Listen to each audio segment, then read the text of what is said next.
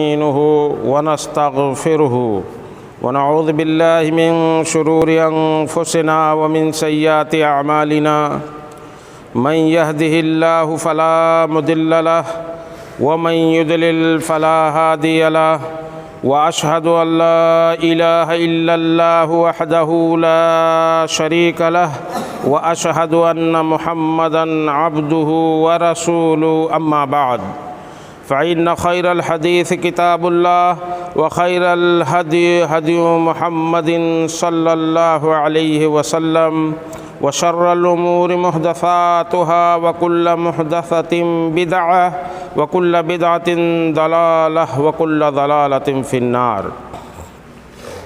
فأعوذ بالله السميع العليم من الشيطان الرجيم. بسم الله الرحمن الرحيم.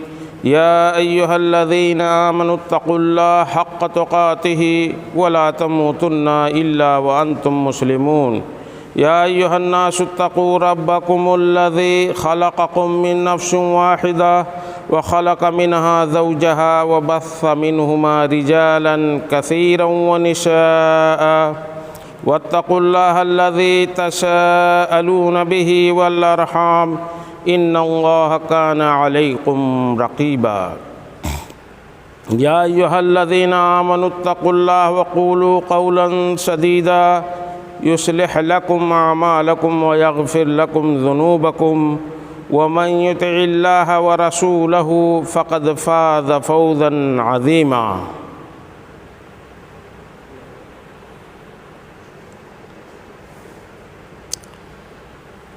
وقال تعالى في موضع آخر: ومن أظلم ممن ذكر بآيات ربه ثم أعرض عنها إن من المجرمين منتقمون.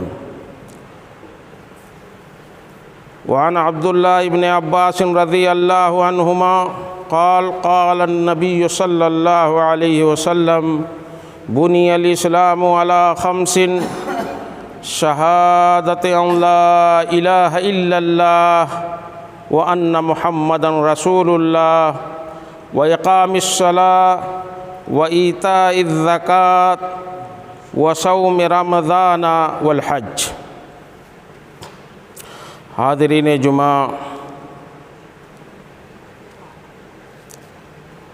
نوجوان ملت، بزرگان دین، اللہ رب العالمین کی تعریف، اس کی حمد و ثنا اور پیارے نبی جناب محمد الرسول اللہ صلی اللہ علیہ وسلم پر بے شمار درود و سلام کے بعد آج کا عنوان ہے ارکان اسلام. اسلام کے ارکان کتنے ہیں؟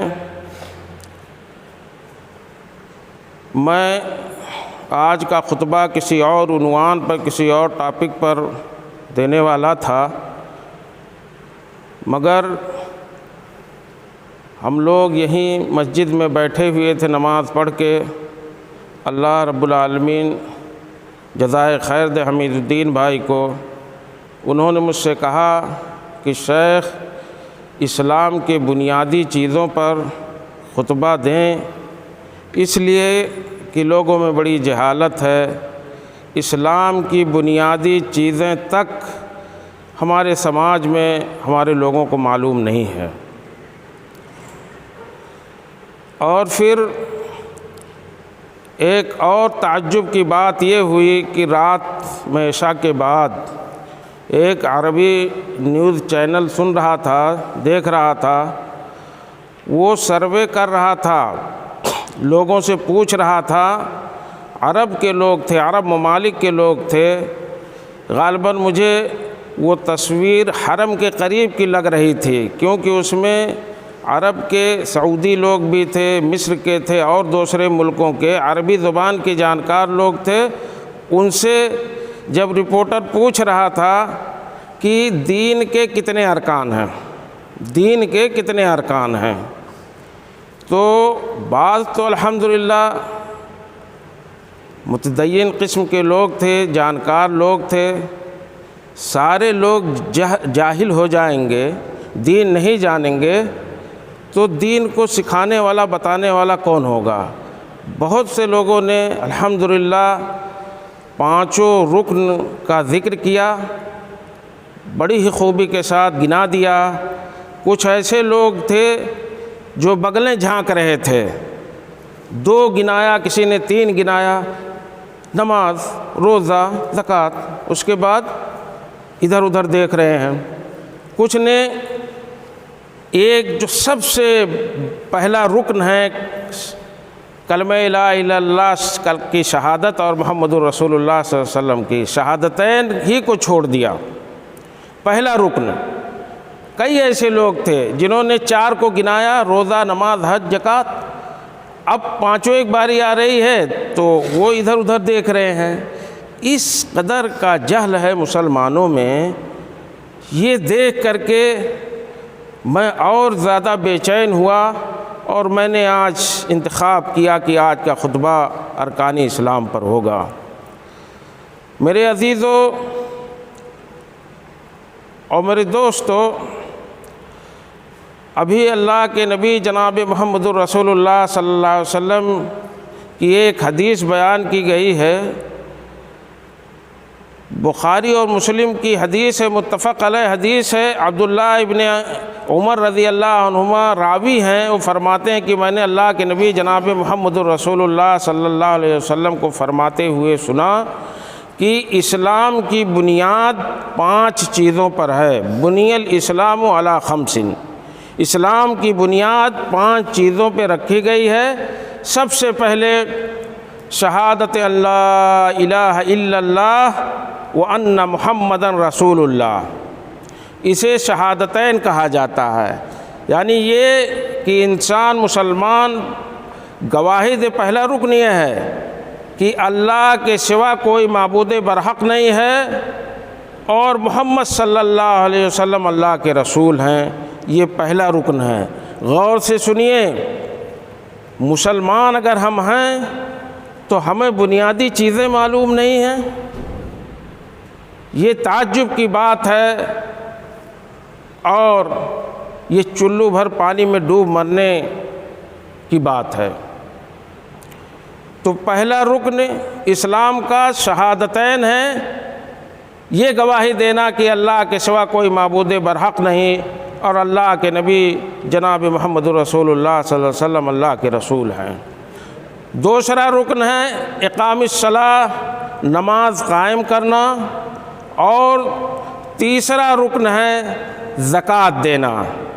جن پر زکوٰۃ واجب ہو جائے، نصاب کو اگر وہ پہنچ جائیں، جو زکوٰۃ کا نصاب ہے، تو زکوٰۃ دینا۔ اور چوتھا رکن ہے حج کرنا۔ حج کرنا، جنہیں اللہ رب العالمین اس کی توفیق و طاقت دیا ہو، جن کے پاس حج پر جانے کا خرچہ ہو، نفقہ ہو، وہ طاقت پاتے ہوں تو وہ حج کریں، یہ چوتھا رکن ہے۔ اور 5واں رکن ہے رمضان کے روزے رکھنا۔ یہ 5 رکن ہیں اسلام کے۔ رکن جانتے ہیں، یہ مسجد دیکھ رہے ہیں آپ، اس کے چند ستون ہیں، یہ کھمبے ہیں، یہ پلر ہیں، اسی پر اس مسجد کی عمارت ٹکی ہوئی ہے۔ ایسے ہی اللہ کے نبی جناب محمد الرسول اللہ صلی اللہ علیہ وسلم نے فرمایا کہ دیکھو اسلام کی عمارت انہی 5 کھمبوں پر، 5 ستون پر ٹکی ہوئی ہے۔ انہی پر اسلام کی عمارت ٹکی ہوئی ہے۔ اگر یہ 5 ستون، اس میں سے کوئی بھی ایک دھست کر دیا جائے، گرا دیا جائے، توڑ دیا جائے، تو اسلام کی عمارت صحیح سالم نہیں رہے گی۔ اس لیے بہت ضروری ہے کہ آج ہم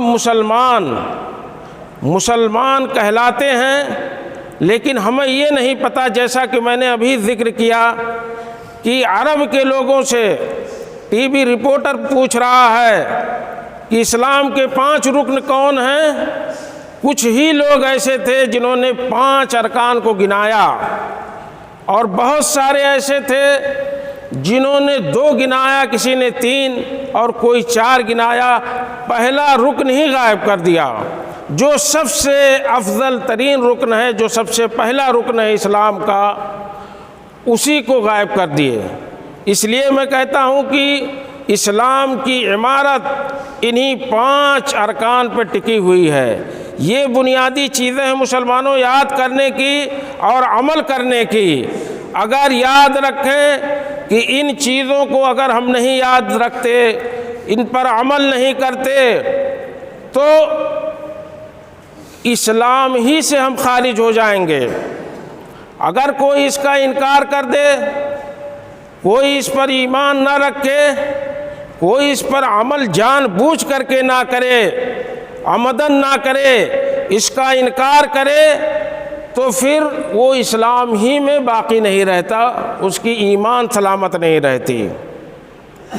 یہ 5 ارکان ہیں دین کے، اسلام کے، جنہیں یاد کر لینا بہت ضروری ہے، ذہن میں بٹھا لیں۔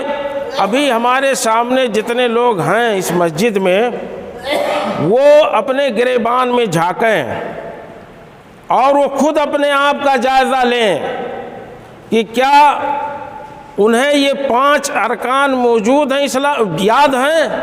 اسلام کے 5 ارکان ہیں، یہ پتہ ہے ان کو؟ اگر نہیں پتہ ہے تو میں جیسے ہر خطبے میں کہتے آیا ہوں کہ ایک درس لے کر کے ہر خطبے سے جائیں، ایک پیغام لے کر کے اٹھیں۔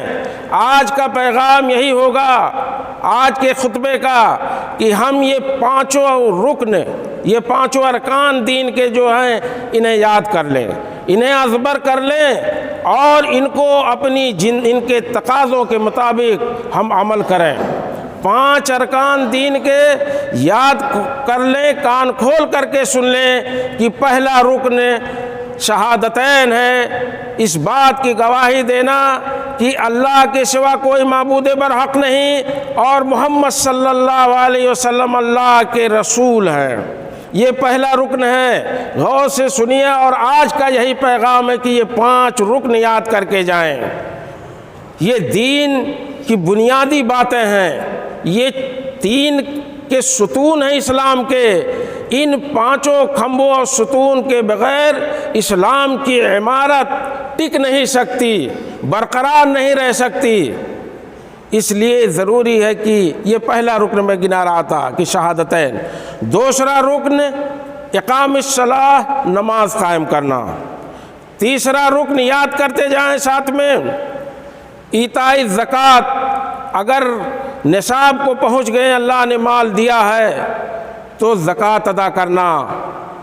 اور چوتھا رکن ہے، اگر استطاعت ہے بیت اللہ تک جانے، خانہ کعبہ تک جانے کی، اس کا نفقہ اٹھانے کا، تو حج کرنا۔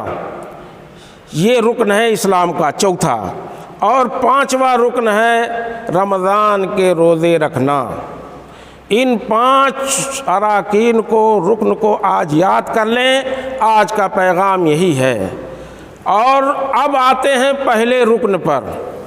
پہلا رکن یہ بہت ہی اہمیت کا حامل ہے، اسی طرح سے ہم ہر ایک رکن پر جتنا موقع ملے گا انشاءاللہ جمعے کے خطبے میں اس کی وضاحت کریں گے۔ پہلا رکن یہ لا الہ الا اللہ، یہ اس کو توحید بھی کہتے ہیں۔ توحید جس کا ذکر کیا جاتا ہے کہ توحید بہت ضروری ہے، توحید بندے مومن کا اصل سرمایہ ہے۔ اسی لیے میں بہت سارے خطبوں میں یہ کہتا ہوں کہ جس دیش میں ہم لوگ رہتے ہیں، بستے ہیں، اس دیش کی بہت بڑی آبادی بہت بڑی بد نصیب ہے۔ میں پھر سے دہرا رہا ہوں کہ جس ملک میں ہم لوگ بستے ہیں، اور اگر پورے دنیا کو بھی شمار کر لیں تو یہاں کی ایک بڑی آبادی بڑی بد نصیب ہے کہ اس کے پاس توحید کی دولت نہیں ہے، اس کے پاس توحید کی نعمت نہیں ہے۔ یہ نعمت صرف ہم کلمہ گو لوگوں پر کے ساتھ ہے، ہم مسلمانوں کے ساتھ ہے کہ ہم توحید پرست ہیں۔ یہ اسی پہلے رکن کو توحید کہا جاتا ہے۔ توحید یہ ہے کہ اللہ رب العالمین کو اکیلا سمجھنا، اس کا ایمان رکھنا، پکا اعتقاد رکھنا، اس کا اقرار کرنا کہ اللہ رب العالمین کے سوا کوئی عبادت کے لائق نہیں ہے، اللہ رب العالمین ہی اکیلے رب ہے۔ ابھی میں اس کی وضاحت کروں گا کہ رب کسے کہتے ہیں، اور اللہ رب العالمین کے اچھے اچھے نام ہیں اور اس کے جو ہے صفات باکمال ہیں، جس کو قرآن میں اللہ رب العالمین نے ذکر کیا ہے، اپنے ناموں کو، اپنے صفات کو، اور اللہ کے نبی جناب محمد الرسول اللہ صلی اللہ علیہ وسلم نے حدیثوں میں بیان کیا ہے۔ ان ناموں پر ایمان رکھنا اور ان صفات پر ایمان رکھنا کہ اللہ کی صفات ہیں، یہ توحید ہے، اسی کو توحید کہتے ہیں۔ اس توحید کی علماء نے 3 قسمیں کی ہیں، علماء نے توحید کی 3 قسمیں کی ہیں۔ ان توحید کی 3 قسموں کو یاد کر لیں۔ سب سے پہلی چیز یہ ہے توحید ربوبیت۔ توحید ربوبیت، اللہ کو رب ماننا، اللہ کو رب ماننا۔ اور دوسری قسم ہے توحید اسماء و صفات، اور تیسری قسم ہے توحید کی توحید الوہیت، توحید العبادہ بھی اسے کہتے ہیں۔ توحید الوہیت پہلی قسم، توحید اسماء و صفات، اور توحید الوہیت جسے توحید العبادہ بھی کہا جاتا ہے، یہ 3 قسمیں ہیں توحید کی۔ انہیں جان لینا، سمجھ لینا کوئی مشکل چیز نہیں ہے۔ اسی پہلے رکن کی بات میں کرتا ہوں، 5 ارکان دین کے اسلام کے ہیں، ان کا ذکر بھی ہوا ہے۔ اب پہلے رکن کی بات ہے کلمہ لا الہ الا اللہ کی شہادت، یہ پہلا رکن ہے اور اسی کو توحید کہتے ہیں۔ اب میں نے کہا کہ توحید کیا ہے؟ توحید کی 3 قسمیں ہیں، توحید الوہیت، توحید ربوبیت پہلی قسم۔ اب اس کو ایسے سمجھ لیں، رب ہونے کا مطلب کیا ہے؟ اللہ رب العالمین کے جو تصرفات ہیں، غور سے سنیے، اللہ رب العالمین کے جو کام ہیں دنیا والوں کے لیے، کائنات کے لیے، اللہ کے اعمال جو ہیں اس میں کسی کو شریک نہیں کرنا۔ اللہ کے جو اعمال ہیں وہ اللہ کے لیے خاص کرنا، یہی ربوبیت ہے۔ اب وہ اعمال کیا ہیں؟ کائنات کو بنانا، کائنات کو سنوارنا، کائنات کو نعمتوں سے بھر دینا، ہمیں پیدا کرنا، ہمیں زندگی دینا، ہمیں موت دینا، بیماری دینا، شفا دینا، روزی دینا، وغیرہ وغیرہ۔ یہ جو اعمال ہیں اللہ رب العالمین کا کام، یہ کام اللہ رب العالمین کا جو جہان کے لیے ہے، جو کائنات کے لیے ہے، وہی اکیلا مالک ہے۔ یاد رکھیں، اس بات کا ایمان رکھیں اور اعتقاد جازم رکھیں، پکا یقین اور اعتماد رکھیں، ایمان رکھیں کہ رب وہی ہے، اس کام میں کوئی اس کا شریک نہیں ہے، اس کے حکم کے بغیر پتا بھی حرکت نہیں کر سکتا۔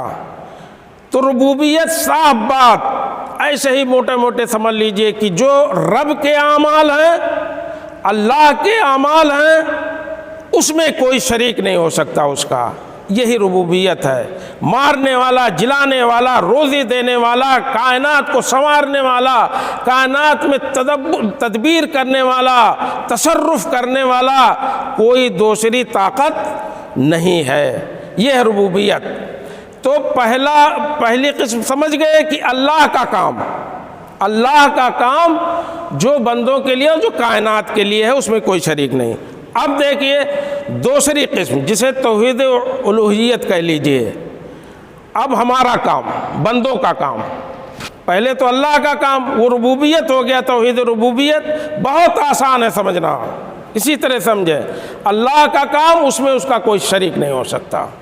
اب ہمارا کام شروع ہوتا ہے، ہم جو کام کر رہے ہیں بندہ ہونے کی حیثیت سے، عبادتیں جو کرتے ہیں، جیسے نماز پڑھنا، روزے رکھنا، صدقہ خیرات کرنا، نذر و نیاز ماننا، دعا کرنا وغیرہ وغیرہ جو عبادت ہو سکتی ہے، قربانی کرنا، یہ اب ہمارے اعمال شروع ہوتے ہیں۔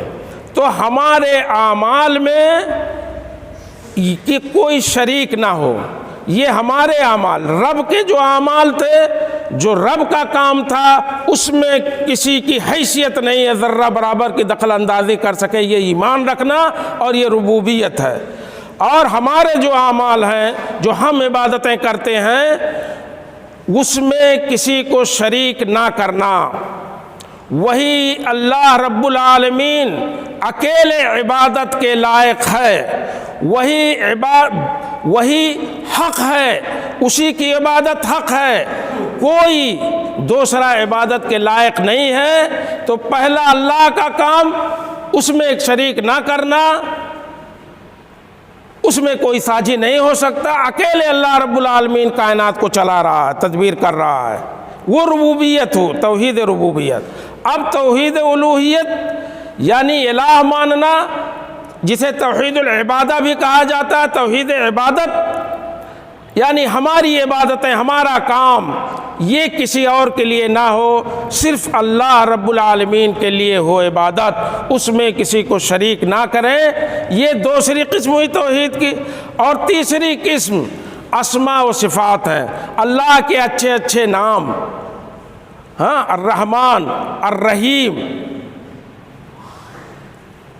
یہ جیسے اس طرح کے جو نام قرآن میں اللہ نے ذکر کیا ہے، اللہ کے نبی جناب محمد رسول اللہ صلی اللہ علیہ وسلم کی حدیثوں میں ہیں، سارے نام قرآن و حدیث میں نہیں، اللہ کے بہت سارے نام ہیں، بہت سارے نام ہیں۔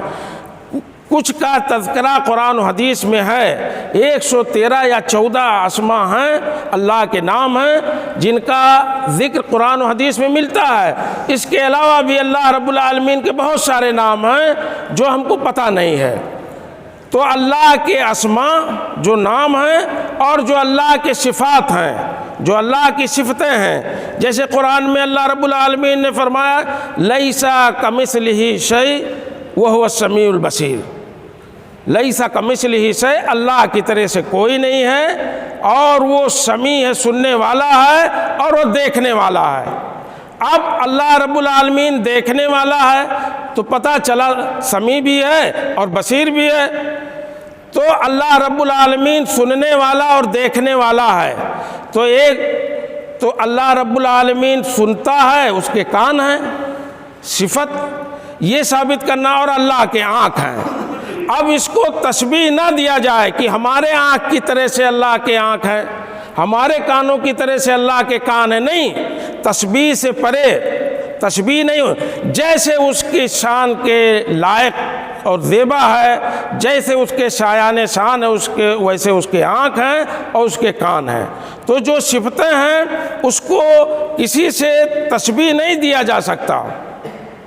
اللہ کے جو نام ہیں وہ اس کے نام ہو، اس پہ ایمان رکھنا، یہ ہے اسماء و صفات۔ اس میں کوئی تحریف نہیں کی جا سکتی، رد و بدل، کوئی تعطیل، کسی کا انکار نہیں کیا جا سکتا، اور کوئی تشبیہ نہیں ہو سکتی۔ لیس کمثلہ شیء، اس لیے قرآن نے کہا، اللہ نے کہا کہ اس کے مثل، اللہ کے مثل کوئی نہیں اس جیسا، وہو السمیع البصیر، اور وہ سننے والا اور دیکھنے والا ہے۔ اس کی آنکھیں بھی ہیں، کان بھی ہیں۔ کیسے ہیں آنکھ و کان؟ جیسے اس کی ذات کے لائق ہیں، جیسے اس کے شایان شان ہے اس طرح سے ہیں، کسی سے تشبیہ نہیں ہو سکتی۔ جیسے ایک چونٹی ہے، چونٹی کے پیر ہوتے ہیں، ہاتھی کا پیر ہے، ہاتھی کا پاؤں اور چونٹی کا پاؤں برابر ہے؟ نہیں ہو سکتا۔ اسی طرح سے اللہ رب العالمین کے آنکھ اور کان ہیں، لیسا کمثلہ شیء وہو السمیع البصیر، اس جیسا کوئی نہیں ہو سکتا۔ جیسے اس کے شان کے موافق ہے ویسے ہی کان ہے اور آنکھ ہے اللہ رب العالمین کے۔ تو یہ تین قسمیں توحید کی سمجھ گئے، اور بہت آسانی سے کہ توحید ربوبیت، اللہ کا رب ہونا، اس میں کوئی جو اللہ کے کام ہیں کائنات میں وہی اکیلے تدبر کرتا ہے، تدبیر کرتا ہے، وہی اس میں جو ہے اللہ رب العالمین تصرف کرتا ہے، مارتا جلاتا ہے، روزی دیتا ہے، سب کا اللہ رب العالمین وہی مالک ہے، اس میں کوئی شریک نہیں۔ یہ ربوبیت، ہمارے جو کام ہے وہ اللہ کا کام تھا، اس میں کوئی شریک نہیں ہو سکتا۔ ہمارے جو کام ہیں، جو اعمال ہیں، جو عبادتیں ہیں، اس میں ہم کسی کو شریک نہ کریں، یہ توحید العبادہ ہے، یہی توحید الوہیت ہے۔ اور اسماء و صفات تیسری قسم ہے کہ اللہ کے اچھے اچھے نام اور باکمال صفتیں ہیں جو اس کے شایان شان ہیں، ویسے ہیں، اس پہ ایمان رکھنا، اس میں کسی قسم کی کمی ذاتی نہیں کرنا، تحریف نہیں کرنا، تعطیل نہیں، انکار نہیں کرنا، نہ تشبیہ سے کام لینا ہے۔ جیسے اللہ کی ذات کے شایان شان ہے ویسے اس کی صفتیں ہیں۔ تو یہ تین قسمیں ہو گئیں۔ اور کلمہ لا الہ الا اللہ یہ پہلا رکن ہے، جیسا میں نے کہا، اسی کو اللہ کے نبی جناب محمد الرسول اللہ صلی اللہ علیہ وسلم نے جنت کی چابی کہا ہے۔ ہمارے گھر کی چابیاں ہوتی ہیں، بغیر اس چابی کے تالا نہیں کھلتا۔ اللہ کے نبی جناب محمد رسول اللہ صلی اللہ علیہ وسلم نے گویا اس لا الہ الا اللہ کی فضیلت بیان کرتے ہوئے فرمایا، من قال لا الہ الا اللہ دخل الجنہ، جس نے لا الہ الا اللہ کہا، لا معبود بحق، اللہ کے سوا کوئی معبود برحق نہیں ہے، جس نے یہ کہا، اقرار کیا اور زبان سے اور دل سے اعتقاد رکھا، اس پر ایمان لایا کہ اللہ کے سوا کوئی معبود برحق نہیں، وہ جنت میں داخل ہوگا۔ یہ بخاری کی روایت ہے۔ اللہ کے نبی جناب محمد رسول اللہ صلی اللہ علیہ وسلم نے گویا لا الہ الا اللہ کو جنت کی چابی قرار دیا۔ اسی طرح سے اللہ کے نبی جناب محمد رسول اللہ صلی اللہ علیہ وسلم علماء نے نتیجے اخذ کیے، اس کی فضیلتیں لکھا ہے، تو دوسرے نمبر پہ یہ لکھا کہ یہی وہ کلمہ ہے، یہی یہ پہلا رکن ہے جو جہنم کو حرام کرتا ہے انسان پر۔ اللہ کے نبی صلی اللہ علیہ وسلم نے فرمایا، فَإِنَّ اللَّهَ حَرَّمَ عَلَى مَنْ قَالَ لَا إِلَهَ إِلَّا اللَّهِ فَإِنَّ اللَّهَ حَرَّمَ النَّارَ عَلَى مَنْ قَالَ لَا إِلَهَ إِلَّا اللَّهِ۔ دیکھو، جس نے لا الہ الا اللہ کہا کہ اللہ کے سوا کوئی معبود برحق نہیں، اس پر اللہ نے جہنم کو حرام قرار دے دیا۔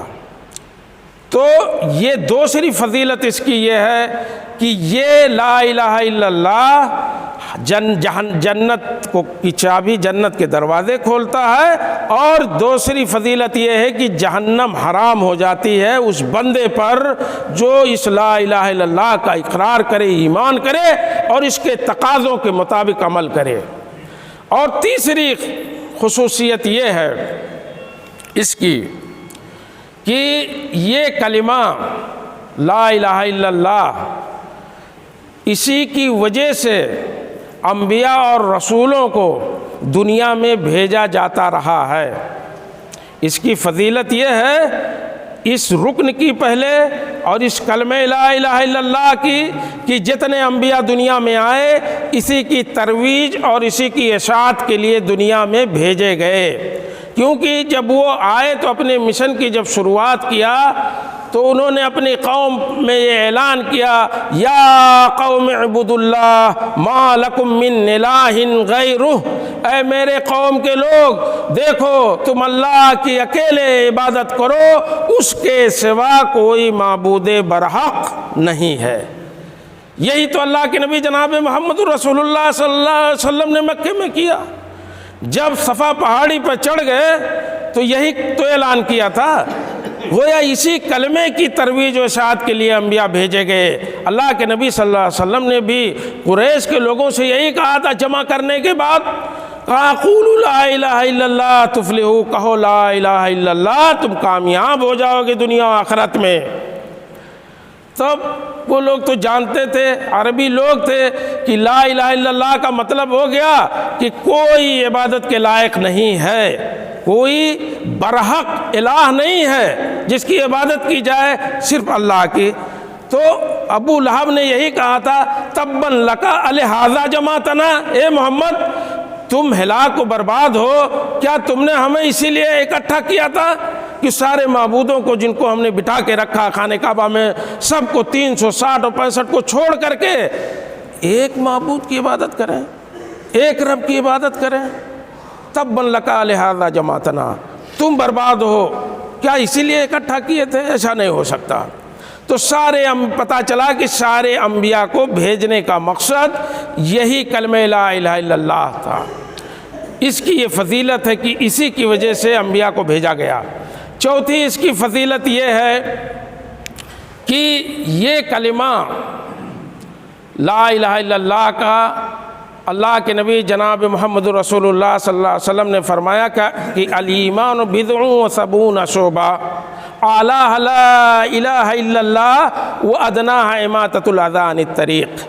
دیکھو سنو، ایمان کے 73 شاخیں ہیں، 73 برانچیں ہیں ایمان کی۔ اللہ کے نبی صلی اللہ علیہ وسلم نے فرمایا بضع و سبعون شعبہ، 73 ہیں۔ ان میں سب سے اعلیٰ اور سب سے اونچا درجہ ایمان کے شاخوں میں، برانچوں میں کس کا ہے؟ کلمہ لا الہ الا اللہ کا ہے۔ اور سب سے نیچا درجہ کس کا ہے؟ اماطۃ الاذی عن الطریق۔ کوئی تکلیف دہ چیز ہو، اس سے آپ دین اسلام کی خوبصورتی اور اس کی رواداری کا بھی اندازہ کر سکتے ہیں۔ یہ اللہ کے نبی نے فرمایا کہ سب سے اونچا درجہ ایمان کا لا الہ الا اللہ ہے، اور سب سے نچلے پائیدان پر ہے کہ راستہ تم چل رہے ہو، وہاں کوئی تکلیف دہ چیز ہو تو اس کو ہٹا دو۔ راستے سے تکلیف دہ چیز کو ہٹانا بھی ایمان کا حصہ ہے۔ یہ سب سے ادنا درجہ ہے ایمان کا۔ تو پتہ یہ چلا کہ ایمان کے 73 شعبوں میں سب سے اعلیٰ درجہ لا الہ الا اللہ کا ہے۔ اور پھر یہ جانتے چلیں، سب سے اہم چیز یہ ہے کہ یہی لا الہ الا اللہ ہی کا تو کلمہ ہے جس کی وجہ سے جنگیں ہوئیں، جس کی وجہ سے دشمنیاں ہوئیں، جس کے وجہ سے لڑائی ہوئی۔ پوری جو ہے کائنات ایک طرف، کفر کی طاقتیں ایک طرف اور حق پرست ایک طرف، جب سے انبیاء آتے رہے اللہ رب العالمین بھیجتا رہا، اسی کلمے کے خاطر تو لڑائیاں ہوتی رہیں، اسی کلمے کی خاطر لڑائیاں ہوتی رہیں۔ تو اسی کلمے کے لیے سب لڑتے، باپ بیٹے سے الگ ہو گیا، بیٹا باپ سے الگ ہو گیا، بیوی بیوی سے الگ ہو گیا۔ جس نے احد احد پکارا، مکے میں جب تکلیفیں دی جا رہی تھیں، بلال رضی اللہ تعالیٰ عنہ کے بارے میں آتا، جب ان کو جو ہے تیز دھوپ میں لٹایا جاتا تھا، ریتوں میں احد احد کے نعرے لگاتے تھے۔ یہ مٹھاس کلمہ لا الہ الا اللہ کی دل میں جب بیٹھ گئی تو پھر وہ باپ بیٹے سے الگ ہو گیا۔ یہاں تک کہ غزوہ بدر جو پہلی جنگ ہے اس میں باپ ایمان کی طرف لڑ رہا ہے تو بیٹا کفر کی طرف سے، کہیں بیٹا ایمان کی طرف سے مسلمانوں کی طرف سے ہے، وہ کلمہ لا الہ الا اللہ پڑھا ہوا ہے، اور باپ کفر کی طرف سے لڑ رہا ہے۔ آمنے سامنے ہو گئے، ایسا رشتہ باپ بیٹے کا، باپ بیٹے سے الگ، بیٹا باپ سے، باپ بیوی، شوہر سے، شوہر بیوی سے، اس طرح سے بیٹا ماں سے، ماں بیٹے سے، اسی کلمے کی خاطر اور اسی کلمے کی خاطر ساری لڑائیاں ہوئی ہیں۔ اب وقت نہیں ہے، وقت ختم ہو رہا ہے، نہیں تو میں جنگ خندق، غزوہ احزاب کے بارے میں بتاتا، جس کی تصویر قرآن نے کھینچا ہے، بہت اچھی تصویر کھینچا ہے۔ یہ سب اسی کلمے کی وجہ سے ہوا ہے۔ اذ جاؤکم من فوقکم ومن اسفل منکم واذ زاغت الابصار وَإِذْ زَاغَتِ الْأَبْصَارُ۔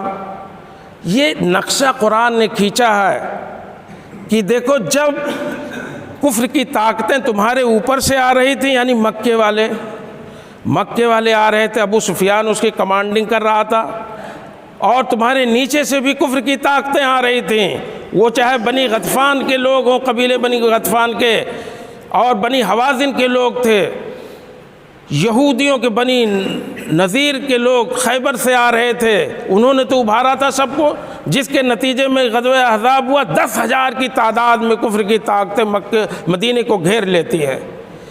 یہ سب کچھ اسی کلمے کی وجہ سے ہوا۔ دوسرے خطبے میں انشاءاللہ مزید اس کی وضاحت ہوگی۔ آج کا پیغام یہی ہے کہ ہم یہ جان لیں، جیسا کہ میں نے پہلے بتایا کہ عربی کی ایک ٹی وی رپورٹر لوگوں سے عرب میں غالباً خانہ کعبہ کے پاس پوچھ رہا تھا، جس میں تمام ملکوں کے لوگ تھے کہ بتاؤ دین کے ارکان کتنے ہیں، کون کون ہیں؟ کچھ لوگوں نے تو بتایا 5 ارکان ہیں، اور کچھ لوگوں نے 3 بتایا، کسی نے 2 بتایا، یاد نہیں ہے۔ مسلمان چلو بھر پانی میں ڈوب جانے کا مقام ہے کہ جو پہلا رکن ہے دین کا وہ ہمیں پتہ نہیں ہے۔ 5 رکن آج یہی یاد کر کے جائیں کہ شہادتین، کلمہ لا الہ الا اللہ اور محمد الرسول اللہ، یہ پہلا رکن ہے، اور دوسرا رکن ہے نماز قائم کرنا، تیسرا رکن ہے زکوٰۃ دینا، اور چوتھا رکن ہے حج کرنا، اور 5واں رکن ہے رمضان کے روزے رکھنا۔ آج یہ ہماری درخواست ہے کہ یہ ایک پیغام لے کے ہر خطبے میں جائیں، یہی پیغام آج یاد کر لیں کہ اسلام کے 5 رکن ہیں، اور انہی 5 ستونوں پر، 5 کھمبوں پر، جیسے ان کھمبوں پر مسجد کی عمارت ٹکی ہوئی ہے، ویسے ہی اس اسلام کی عمارت، اسلام کی بلڈنگ انہی 5 کھمبوں پہ ٹکی ہوئی ہے۔ اس میں سے کوئی ایک بھی خراب ہوا، ٹوٹا، کسی کا بھی انکار ہوا، منہدم کر دیے، ہم نہیں مانے، تو اسلام کی عمارت اور اس کا اسلام کا جو گھر ہے وہ ثابت نہیں رہ سکے گا، وہ بھی منہدم ہو جائے گا۔ اللہ رب العالمین سے دعا ہے کہ الہ العالمین ہمیں اسلام والا بنائے۔ اللہ رب العالمین ہمیں اسلام کی تعلیمات کو پہلے سیکھنے، اسلام کے بنیادی اصولوں کو جاننے، اور اس کے بعد دنیا والوں کو بتانے کی توفیق و طاقت دے، اس لیے کہ یہ ذمہ داری بھی ہمارے کندھوں پر ہے۔ اور میں پھر دعا کروں گا الہ العالمین ہمیں اس کی توفیق و طاقت عطا فرمائے۔ وآخر دعوانا ان الحمدللہ رب العالمین، وصلی اللہ علی نبینا محمد۔ بارک اللہ لی ولکم فی القرآن العظیم، ونفعنی وإیاکم بالآیات والذکر الحکیم، انہ تعالی جواد کریم ملک بر رؤوف الرحیم۔